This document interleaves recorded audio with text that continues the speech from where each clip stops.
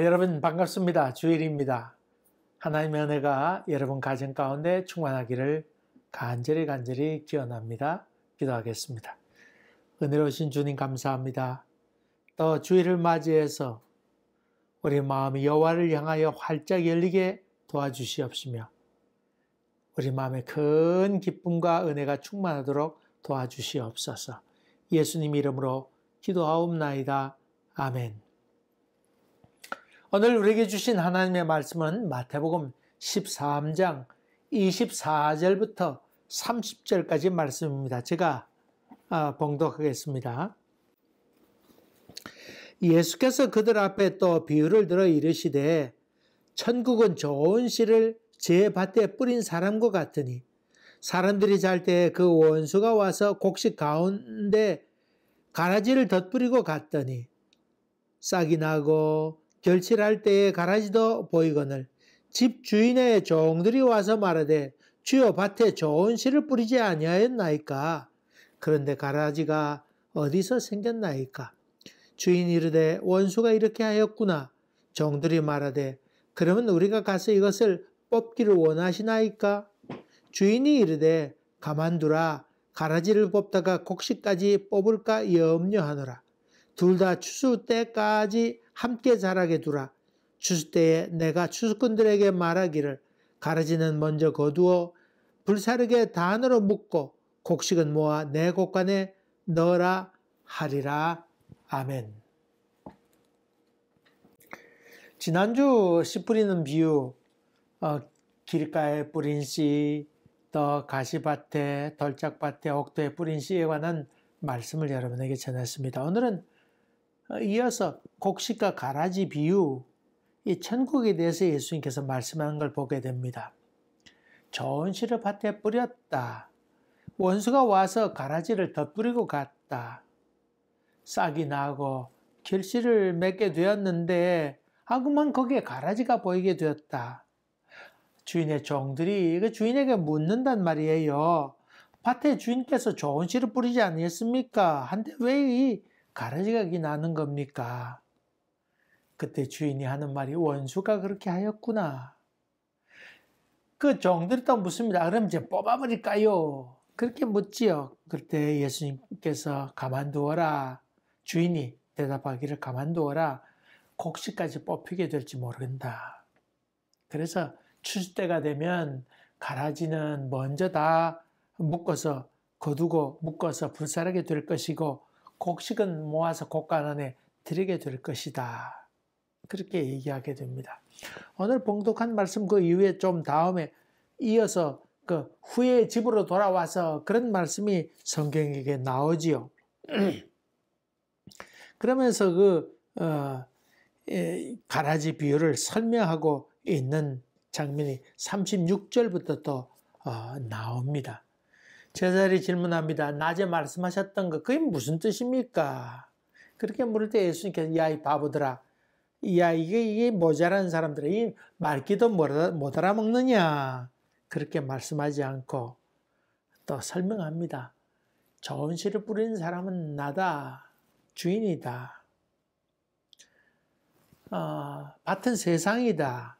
좋은 씨는 참 천국의 아들들이고 가라지는 악한 자의 아들이다. 또 가라지를 뿌리는 원수는 마귀이고 추수 때라고 하는 것은 세상 끝날 때이다. 그 추수할 때 되면 추수꾼이 오게 되는데 천사들이 바로 추수꾼이다. 가라지를 거두어들일 때가 있는데 다 묶어서 불사르게 될 것이고 세상 끝에는 이렇게 될 것이다. 그렇게 지금 설명하고 있습니다.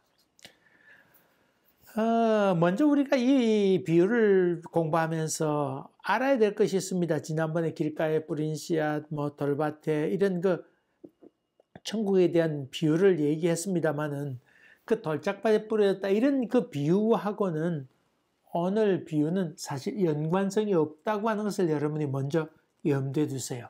상관없는 비유라고 하는 겁니다. 예수님께서 이곳에서 이 말씀하시고 또 저곳에서 이런 말씀. 다시 말하면 가시덤불 난 씨 뿌리는 그런 비유를 여기서 하셨다 그러면 세월이 한 다음에 몇 달 지난 다음에 이쪽에서는 또 곡식과 가라지 비율을 말씀하셨다 이렇게 이해하시면 여러분 됩니다. 그러니까 어떤 때는 여기에 맞춰서 얘기하셨고 어떤 때 여기에 맞춰서 얘기했으니까 사실 마태라고 하는 사람이 그것을 다 모아서 천국은 맞지 그렇게 해서 비유로 묶어둔 것이지 다 똑같이 연관된 말이 아니라고 하는 것을 여러분이 염두에 두면 좀 더 쉽게 이해가 되리라 생각됩니다. 또한 그 배경에 있어서 여러분이 이해할 것이 있습니다. 그것은 가라지입니다. 가라지. 우리 집에 그 마당에 부추밭이 있는데 여러분 부추와 짠디 잘 구별 잘 되십니까? 저는 아직 그렇게 뭐 여러 번 다듬어 보긴 했는데 하다가 뭐 그만두었습니다. 구별이 도무지 되지 않아서. 알 수 있는 것은 있습니다. 씹어보니까 부추김치 해가지고는 놔뒀는데 씹어보니까 뻣뻣한 것. 또 이렇게 먹으면서 보니까 짠디는 기주가 뾰족하고 뻣뻣해요. 얇고. 부추는 부드럽고. 그런 차이가 있어서 제가 먹으면서는 골라낼 수 있죠. 또 씹다가 보면 잘 안 씹히는 게 있어요. 그건 뭐 짠디도만요. 그러니까 아주 억센데 그때야 저는 좀 알아보죠. 뭐 눈썰미가 있는 사람은 또 잘 알아볼 수 있겠죠. 근데 이스라엘에 있는 그 가라지 같은 경우에는 구분이 더 어렵습니다. 이 부추와 짠디 차이 정도가 아니고 아주 구별하기 어렵습니다. 제가 그렇게 우리 밭에 농사 지으면서 이렇게 보니까요. 꼭 정품이 있으면 그 옆에 또 비품이 꼭 나오듯이 그 어떤 식물이 나오면 비슷한 것이 꼭 옆에 있어요. 아주 참 신기할 정도로 그렇습니다. 구분이 참 어려운데 이 팔레스타인에 있는 가라지는 더했던 것 같습니다. 그리고 이 가라지는 독성이 너무나 강해서 잘못 그 열매를 먹게 되면 구토하거나 이런 일도 발생합니다. 또 무엇보다도 이 곡식이 자라는데 가라지가 옆에 있으면 이 뿌리가 너무 얽혀가지고는 그 가라지만 뽑게 될 때 곡식까지도 뽑게 되는 그런 일이 있다고 하는 것입니다. 그래서 주인은 가만두어라. 마지막 추수 때 따라 모아서 불태우게 될 것이다. 그렇게 지금 얘기하고 있습니다. 여러분 이 말씀은 그저 보편적으로 일반 살아가면서 있었던 일을 여기서 이해하는 것일까요? 지난주 묵은 땅을 기경하라고 그랬습니다. 가시덤불 같은 거 있으면 제하여버리고 돌이 있으면 좀 이렇게 돌을 다른데 이렇게 모아서 다른 데 모아둬야 될 거 아니에요. 그래 밭에 잘 자랄 것 아닙니까? 또 이 땅에 악이 존재하고 있잖아요. 분명히 악이 존재했는데 그 악한 것들이 마구 설치고 다니면 가만 보고 가만두어라. 그렇게 놔둬야 되는 겁니까? 얼마 전에 어린애들에게 몹순질했던 조두순이라고 하는 사람 있잖아요. 얼마 전에 그 만기 출소하게 되어서 감옥에서 나오게 됐는데 이 사람이 또 어떤 일을 행하게 되는지 알 수 없으니까 또 주민들이 항의를 했잖아요. 여기 오지 못하도록 해라. 다시 오지 못하도록 격리하도록 해라. 그렇게 요청했잖아요. 여러분, 난 그것도 이해가 돼요. 뭐 사람들이 뭐 그렇게 아주 강팍하게 얘기하나 감옥살이 했으면 됐지. 근데 또 범죄 또 저지를지 어떻게 알아요? 또 보세요. 또 무슨 범죄가 발생한 다음에 아이구나. 또 희생이 나와야 그것을 그 사람을 격리할 겁니까? 어떻게 될지 알 수 없는 불안감이 저들 마음 가운데 있잖아요. 희생자가 꼭 나와야 그 다음에 또 이제 또 다른 조치를 취할 겁니까? 그런 점 본다 그러면 참 쉽지 않은 결정을 내려야 되는데 참 어렵습니다. 이 인간이란 참 알 수 없기 때문에 더 그렇지요. 근데 그런 사람을 또 가만 놔둬야 됩니까? 요 며칠 전에 프랑스 니스에서 그 참수 이슬람 아주 분리주의자들 또 극단주의자들이 프랑스 사람을 참수했습니다. 있는 데 대놓고 총을 쏘고 그렇게 했습니다. 여러분 그들의 행동에 대해서 가만두어라. 오늘 말씀같이 가만두어라. 마지막 때 심판받게 될 텐데 뭐 놔둬라. 그렇게 얘기해야 되는 겁니까? 종종 종교적인 어떤 기독교 환상주의자들을 보게 됩니다. 그런 사람은 나쁜 악행을 하는 자들에 대해서 아이고 그런 거 신경 쓸 것도 없어요. 가라지는 결국 마지막 때에 심판받을 것이니까 그냥 놔두세요. 또 알아요? 그 사람들이 변화되고 또 선하게 살게 될지 어떻게 알아요? 사랑을 우리가 자꾸 사랑하게 되면 변화될 거예요. 그렇게 얘기하는 사람도 있습니다. 여러분, 사랑하면 다 변화됩니까? 그렇지도 않습니다. 그렇지 않아요. 사랑을 베풀어도 여전히 반복하는 사람도 얼마나 많이 있는지 모릅니다. 종종 불교에서 그렇게 얘기하죠. 세상의 모든 것은 다 자기 마음에서 나온 것이다. 이 세상의 모든 사람은 다 허상인데 뭐 그런 일로 마음 상해하는가 신경 쓰지 말아라. 그래서 일반적으로 불교는 정치적인 무관심, 그래서 독재자들의 폭군이 나와서 자기 마음대로 하기에 좋은 분위기를 엮어가는 것이 불교이기도 합니다. 제가 법륜 스님의 문답하는 것을 한동안 좀 보았습니다. 딱 법이 있습니다. 상담하는 법이 있습니다. 부부 문제가 있습니다. 부부 문제가 생기게 되면 어떻게 결론 맺느냐면 너는 내 길 가라. 네가 마음이 상하면 뭐 그 남자하고 경제적으로 살기 어렵거든 붙들든지 내 혼자 살 수 있거든 뭐 헤어지든지 네가 선택해라. 너는 내 길 가고 그 사람 인생이고 너는 내 인생이다. 그리고 애들 문제 이런 문제 저런 문제 발생하게 되면 18세 이상 되면 자기 인생을 살 거니까 엄마로서 신경 쓸 일 없다. 뭐 너와 상관없으니 신경 끄고 살아라. 그렇게 아주 단호하게 얘기하지요. 한편 맞는 말입니다만은 한편 참 인간관계 속에서 어떻게 그렇게 할 수 있겠는가 그런 질문도 하게 됩니다. 제 멋대로 살아도 놔도 된단 말입니까? 참 곤란한 문제지요. 곤란한 문제입니다. 그래서 여기 오늘 나오는 말씀이 가만두어라. 이 말씀은 어디에 해당되는 걸까요? 여기에 얘기하는 천국 비유를 말하고 있는데 여기서 비유로 말하고 있는 것은 악을 가만히 두라고 하는 그런 말은 아닙니다. 의의 분냄이 없으면 안 되죠. 악한 것이 활동하고 다니는데 가만두어라. 그렇게 된다면 이 사회가 어떻게 되겠어요? 여러분 요즘 팬데믹으로 말미암아 여러 가지 이 논란이 많이 있잖아요. 미국의 공화당 같은 경우 그거 뭐 병도 아니다 그러면서 마스크는 자유다. 지금 유럽 같은 경우 자유다. 그렇게 해서 마스크도 안 끼고 다니까 지금 그렇고 오늘 보니까 미국 같은 경우 하루 확진자가 10만 명이 넘어섰습니다. 여러분 자기는 괜찮을지 모르지만 그런 말미암아 남에게 해를 끼친다고 그러면 남이 병들어 죽게 된다거나 아니면 소위 몸이 약한 사람들이 그 병에 걸려서 죽게 된다면 어떻게 되는 겁니까?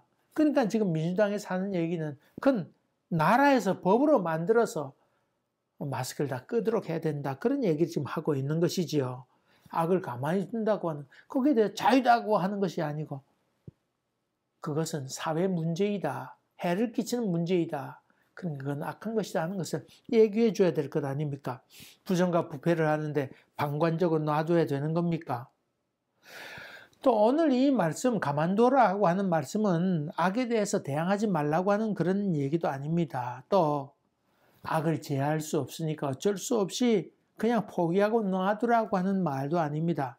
요즘 고의적으로 악플을 다는 사람도 얼마나 많이 보게 됩니까? 그런 사람들 관리하기 힘드니까 놔둬야 된다 그렇게 얘기하는 사람도 있는데 종종 그 일로 말미암아 심적 고통을 당하게 되고 스트레스를 많이 받아서 자기 생명까지 스스로 끊어버리는 그런 사람도 있지 않습니까? 가짜뉴스도 얼마나 많이 살아있습니까?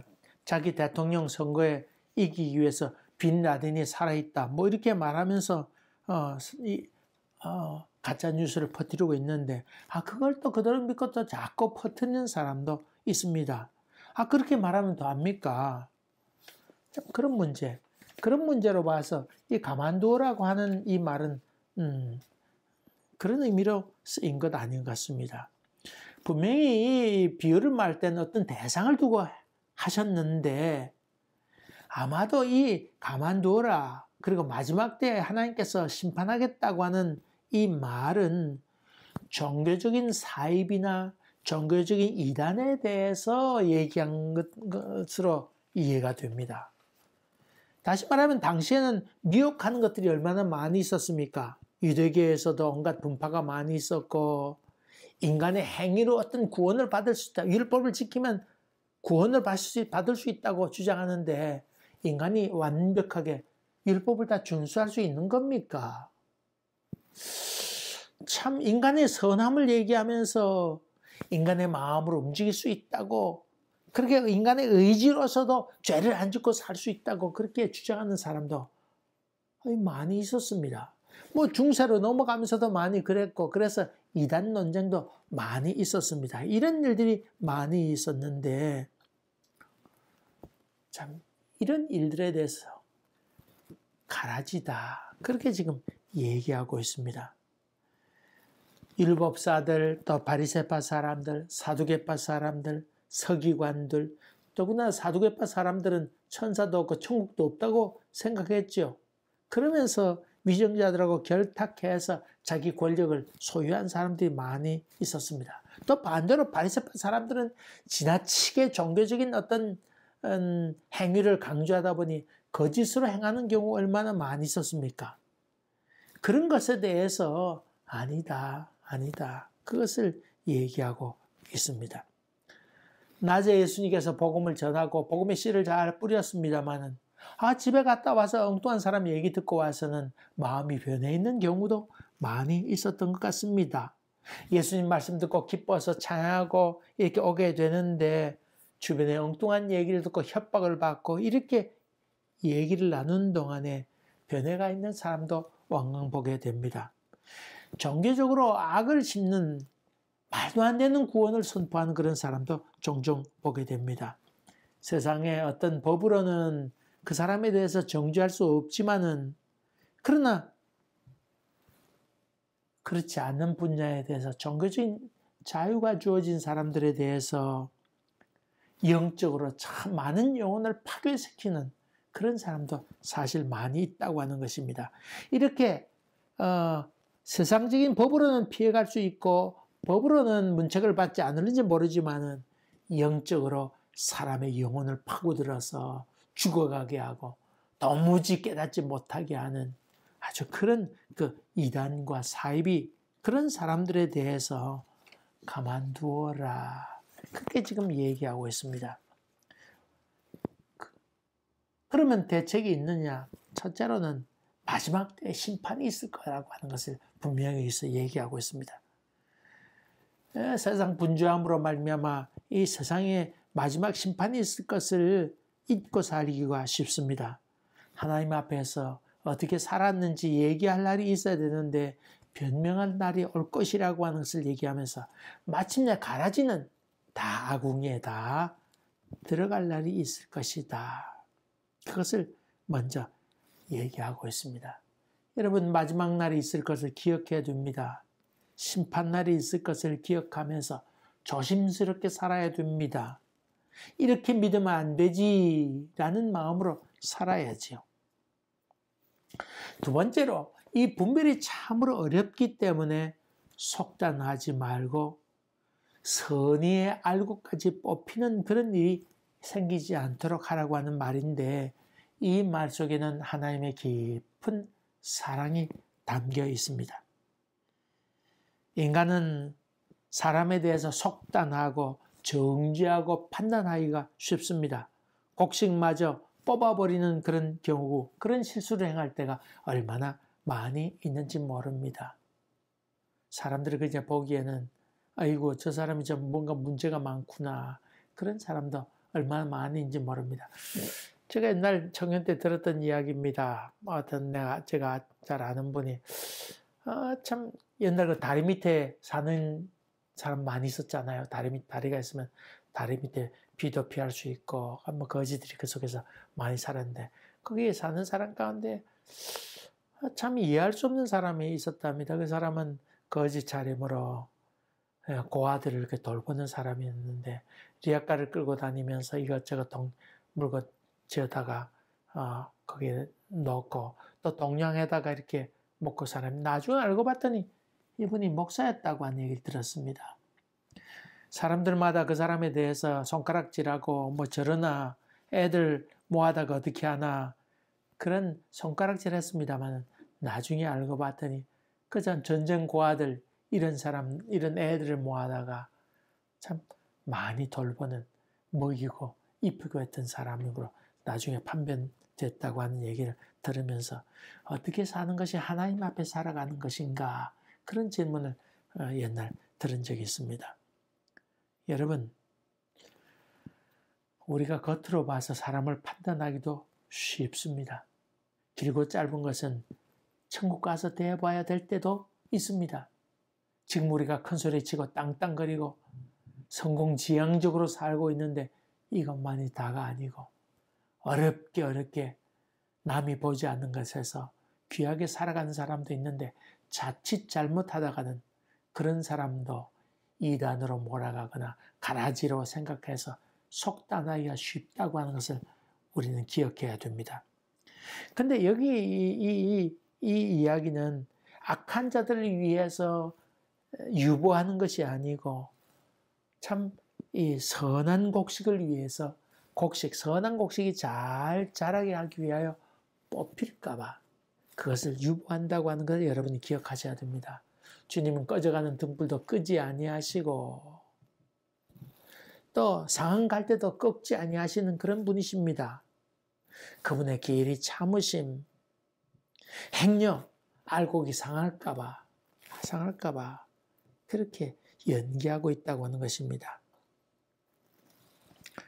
악한 것을 정리할 때에 선한 알곡에 뿌리가 엮여서 뽑힐까봐 참 주님께서 놔두라, 그렇게 얘기하고 있습니다. 참 보면서 참 요즘 그런 우리 교단에서는 세습 반대했잖아요.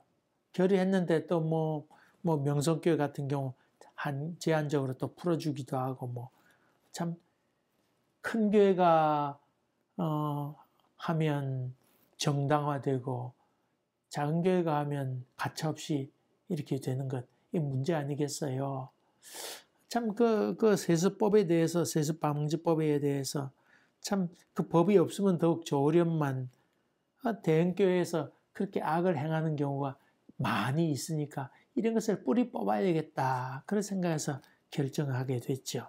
저는 거기에 대해서 참 목사 스스로가 결정해야 되는데, 그렇게 총회에서 결정하게 되기까지는 참 많이 아쉽다는 생각을 갖습니다. 여러분 한번 보세요. 세습방지법을 만들게 되면 이런 것도 있잖아요. 옛날에는 천교회에 아버지가 목회를 했는데, 이 천교회가 되니까 재정도 어렵고 해서 사람들이 오지 않습니다. 후임으로 오려고 하는 사람이 없습니다.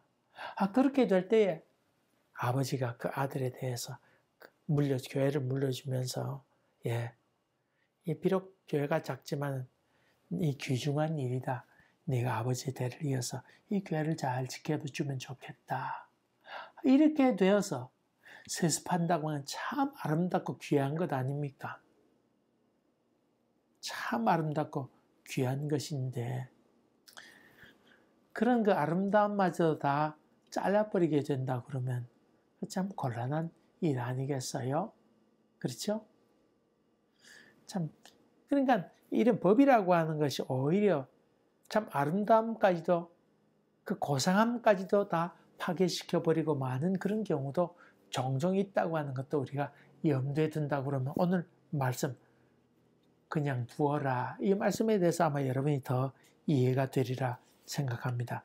문제가 있는 교회를 정리하다가 그만 아름다운 교회까지도 어렵게 되는 그런 경우도 많이 있고 피해를 입는 경우도 있다고 하는 것입니다.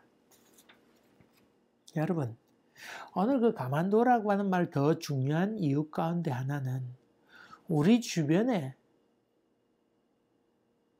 이런 이단과 사이비가 있어서 참 진리와 거리가 먼 그런 사람들이 판을 치고 다니는 경우를 많이 보게 된다고 하는 것입니다. 마치 자기 자신들이 다 진리 가운데 가깝다고 큰 소리 치고 또 다른 사람을 아주 설득하면서 그렇게 다니는 사람도 많이 보게 되는데 도무지 신앙하고도 상식에도 없는 신앙 상식에도 없는 그런 사람들이 다니면서 오히려 우리를 무시하고 괴롭히는 그런 경우도 있는데 이럴 때 한심하기도 하지만은 그것을 지켜보는 우리 마음에 분노도 생기게 되고 화도 자꾸 나오게 된다고 하는 것입니다. 정말 하나님께서 살아계신다면 그럴 수 있을까 하는 생각도 들게 하는 그런 사이비와 이단이 우리 가운데 많이 있습니다. 그래서 오히려 하나님을 원망하게 되는 일이 우리 가운데 있기가 쉽다고 하는 것입니다.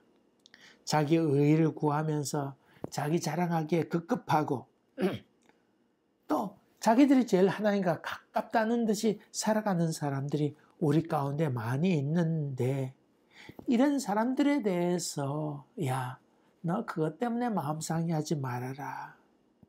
제법 종교적인 삶을 살고 언어도 고상하게 쓰고 마음에는 탐욕적인 생각을 하지만은 겉으로 보기에 참 선을 베푸는 처럼 살아간 사람이 얼마나 많이 있습니까? 당시 바리새파 사람들은 절기마다 금식을 했습니다. 보란듯이 사람들이 보는 데서 기도를 했습니다. 또 그들이 가는 것은 상당히 존경을 많이 받았던 것도 사실입니다. 이 바리새파 사람들이. 구제도 때를 맞춰서 열심히 했습니다.